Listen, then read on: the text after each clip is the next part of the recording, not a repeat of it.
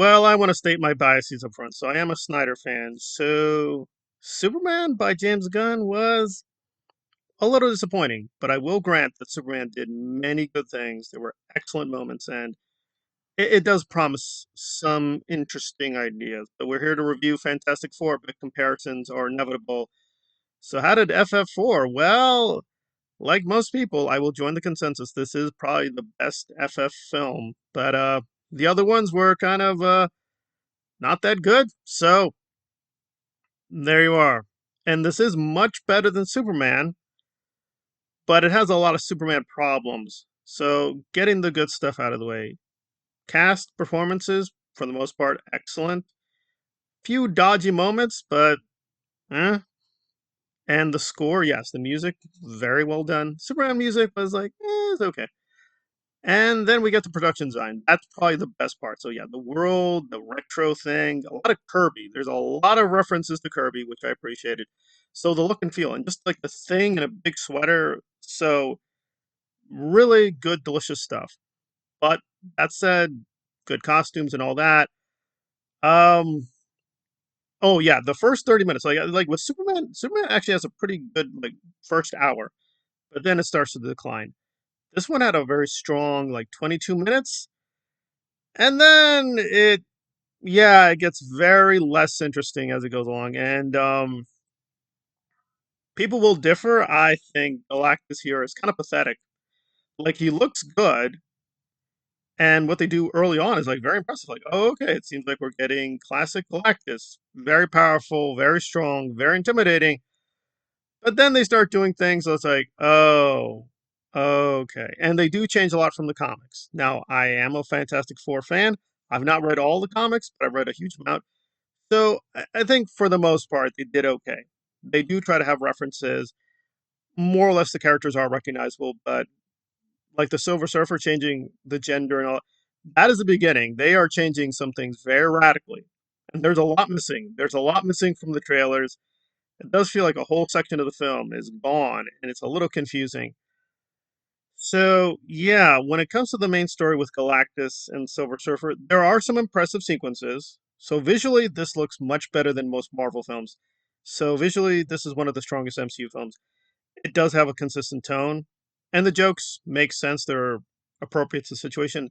So, there's many good things here, but I'm staving off the inevitable. Was it a good movie? Yes. Was it a great movie? No. Is it one of the best MCU films? Probably. So that's the paradox. Even when you do a really good Marvel film, like a really good Kevin Feige film, it's kind of like, it's okay. So it was way better than I expected, and it does a lot of things right. And again, it's a no spoiler review, but just certain things they do with Franklin and Galactus, and again, a lot of this is in the comics. Yes, Franklin is very powerful, and yes, Galactus eats worlds, and he does have a herald. But then they kept changing so many details and so many things, and the ending is so laughable. It is absurd. Like it is absurd. Again, yes, it's a comic book film. Comic books often stretch credibility. But this is not like Spider-Man. Oh, why doesn't he have radiation poisoning? Right? He has a radioactive spider. Why is he not dying of cancer? Okay, that's just fantasy. We're pulling fantasy. They do things here from beyond the midway point that are just so dumb.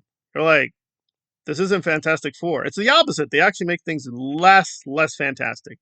They just make it very humdrum, kind of silly, and you're like, well, what was the point of doing this story? It just, I don't know.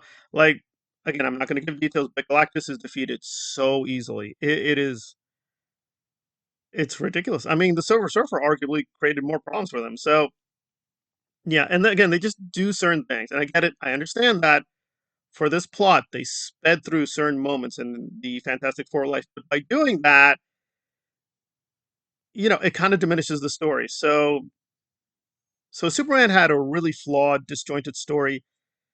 This one is even more disjointed. But was it fun? Yeah. Was it enjoyable? Sure. And the first 20 to 30 minutes is really strong, and the production design is pretty powerful throughout. But yeah, this was surprisingly very weak. It's very, very weak. So not bad film, but not a really great like, oh yeah, they did it. I'd have to say this is actually weaker than Multiverse of Madness. Like now this weird thing, Multiverse of Madness is the worst film of all time.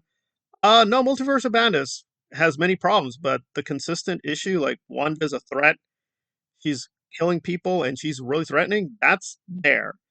Here it's kind of like, yeah, Galactus, maybe he's a threat, maybe he's not. It's just handled way it's just not the right way to handle it. Now, okay, but still no spoiler review, but yes, do they have yes, they have Doom at the end. They don't really do anything. We just see Doom. We don't. I think we don't even see Robert Downey Jr. We just really see just a guy in a hood. So yeah, I'm torn on this. It's a joke when IGN gives a 7 out of 10. That's what this is. It's a 7 out of 10. 7 out of 10 means it's way above average. It's not a bad film. It's not a terrible film. It's not garbage. But it is shockingly pretty boring and just kind of bland at the end. I was just like, that's it? That's it? You built up everything for this, but visually, musically, and the performances were pretty strong. But let me just now give, with no spoilers, just some complaining with Reed. Like, his powers are pretty pathetic. Like, they really don't show him using the powers too much. And when they do, it still doesn't look visually right. I think Pascal does a very good job with this version of Reed, but this is not the comic version. If you want a really good version of Reed, see the Spider-Man cartoon. He just feels very lifeless. He has no personality. It's just very bland. Like, oh, he's a father. He loves Sue. Got it. And he's a really great actor, so it's just very small. Now, I get it. They're probably saving him for Doomsday, but you really would be like, why is he the leader? He doesn't seem very assertive or torn. So Sue gets a lot of the hero moments, but she's not the leader. So Reed is the leader, but she's really the star of the show. Now, does that mean terrible? No, she's a good actress. She does a good version of Sue, but ultimately, it's very disappointing. Very disappointing. And again, no spoiler, but yeah, and again, she is very powerful. She is. She's very powerful in the Marvel comics, but they do things with her power levels which are so absurd. Again, it's like the Brie Larson issue. Like they just wanted to create, for no reason at all, an extremely powerful woman, and we know why. We know Brie Larson is super powerful as Captain Marvel, not just because of the comics. It's because they want her for Infinity War and for Endgame. So it feels like they're playing the same trick. Like, oh, we just created Sue, right? Technically, she doesn't exist before now. This version of Sue is like really powerful. Oh, they're facing Doom. I wonder if that's going to come in being very useful. Oh, and Reed's very weak. So it's just like, it's just really insanely childish. But that said, the performances overall were good. There are many great scenes, many great moments, but they make many questionable decisions. And like, there's this whole thing with the Human Torch and Silver Surfer. I'm like, oh really? Oh my god. Oh yeah. Final thing with her is she still looks bad. It does look a little bit better, but you know, I found her pretty annoying. A lot of people think she's the greatest thing. I found her pretty annoying. And I will say this: there are some good sequences with the action with her. She still looks a little weird. Like that's just the way the actress is with her face, her body. She is a woman. Some people are going, she didn't look woman. She looks all woman. Don't worry, she looks like a woman, but I don't know. It just felt kind of pointless. Kind of pointless. But I will say this because this is an alternate universe. I guess you can say, well, that's this version of Galactus. It's this version of Surfer. They're going to give better versions in the main universe, but creating really pathetic versions kind of dampens your appetite for the real version. So, I mean, I guess that they didn't destroy Norn Rad. So, surprisingly, this is the best FF film. But I would have to say, I know I'm going to shock people. I would have to say those two kind of mediocre ones. Remember the Jessica Alba ones? Those actually give you a better sense of the Fantastic Four, which is shocking. They're still not great, but there were things here that really were pretty weak and were way better with the rise of the Silver Surfer. So it's just like, it's sad. It's sad. So maybe one day they'll get it right. But this one, they get a lot right, which is good. But they did do things here which were like, yeah, it was just like, yeah, kind of pathetic. So very disappointing, but still a good film. But yeah, we still don't have that great Fantastic Four film. Maybe they'll finally get it right. But yeah, this version of the Human Torch, yeah, the Chris Evans version, way better. So There we are. With Alba and Kirby, it's kind of co-equal.